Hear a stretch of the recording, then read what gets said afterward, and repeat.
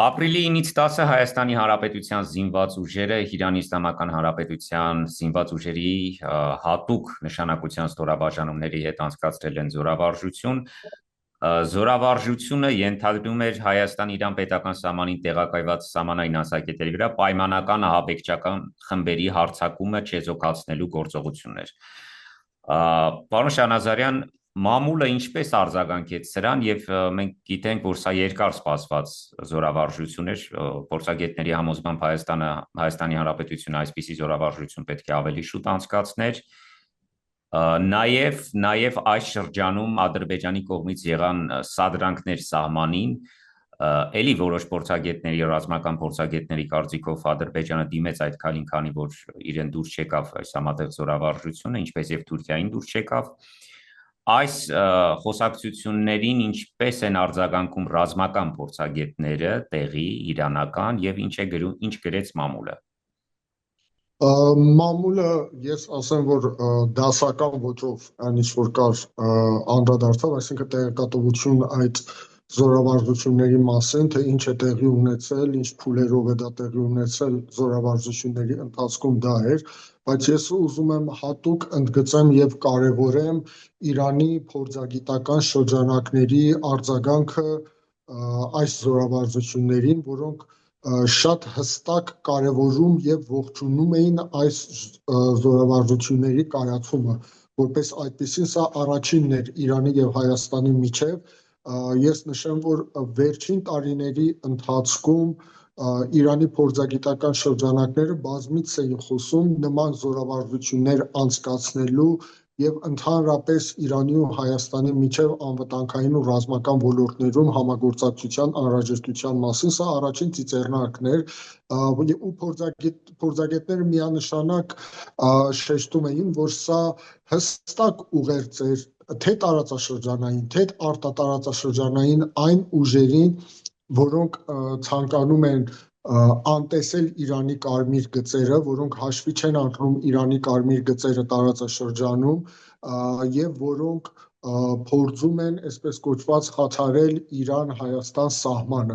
այդ սահմանային գոտին,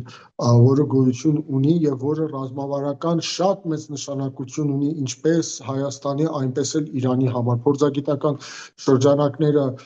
նշում էին, որ սա հստակ ուղերձ է, որ Իրանը թույլ չի տալու որևէ տարածաշրջանային կամ արտատարածաշրջանային ուժի, որը ցանկանում է այսպես կոչված վերաձևել, վերագծել Իրանի եւ Հայաստանի միջև գոյություն ունեցող սահմանը, որպեսզի իրականացնի իր այդ ցանկությունը։ Ադրբեջանի կողմից որոշակի արձագանքներ եղան, ես կարծում եմ նաև դրանով էր պայմանավորված Իրանի Իսլամական հեղափոխության պահապանների կորպուսի հայտարարությունը,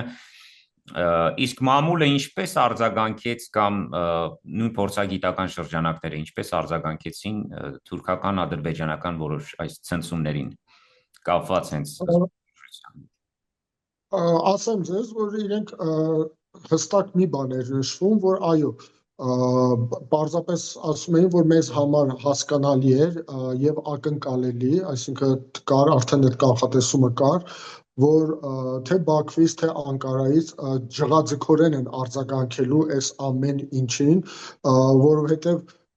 դրա այս զորավարժությունների հասցեատերը առաջին հերթին հենց Բաքուն էր եւ Անկարան, Բաքուն ու Անկարան էին այս զորավարժությունների հասցեատերերը հիմնական, իսկ երկրորդը պլանում արդեն ուղղված էր Իսրայելին եւ Արևմուտքին, սա իրենք բնական էին համարում նման արձագանքը Ադրբեջանի, ջղաձգ արձագանքը Ադրբեջանի եւ Թուրքիայի կողմից։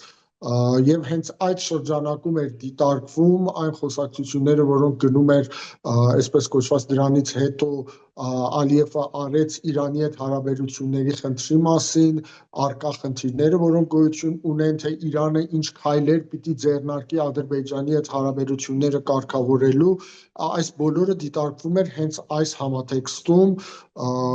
որ ըստ իրենց սա ջղաձգ արձագանքն էր ուղղակի այն փաստի, որ Իրանը արդեն գործնական քայլեր է ձեռնարկում, ինչպես նաև պաշտոնական Երևանը, որպեսզի սկսվի երկկողմ ռազմական եւ բնականաբար անվտանգային ոլորտում հնարավոր համագործակցություն եւ դրա ընդլայնումը։ Եվ այս թեմայի վերաբերյալ վերջին հարցը մենք կարող ենք ասել, որ սրանից հետո սա պարբերական բնույթ կկրի եւ արդեն համագործակցությունը նաեւ այս ոլորտում ռազմական գետնի վրա կդառնա ավելի հաճախակի։ Այսպեսի մի ասացված կա քաղաքականության մեջ, եթե գիտեք անգլիացիներն են ասում եւ ընդհանրապես օգտագործում են never say never, այսինքն ամեն ինչ հնարավոր է, երբեք մի ասեք երբեք, սա իմ կարծիքով առաջինն էր, բայց ոչ վերջինը, տեսականորեն հնարավոր է, որ այո, անպայման նման զորավարժություններ լինեն եւ սա շատ կարեւոր է, որովհետեւ ես կարծում եմ արդեն հասել է ժամանակը, հասունացել է, որպեսզի քաղաքական, մշակութային եւ տնտեսական հարաբերություններին զուգահեռ երկու երկրները փորձեն նաեւ ընդլայնեն անվտանգային եւ ռազմական ոլորտում իրենց համագործակցությունները։ Պատահական չէ, որ զորավարժություններից մի քանի օր ընդամենը հետո Իրանի արտգործնախարարի տեղակալ Մաջիդ Թախտ Ռավանչին հայտարարեց այն մասին, որ անհրաժեշտ է արդեն գործնական քայլեր ձեռնարկել Իրանի եւ Հայաստանի միջև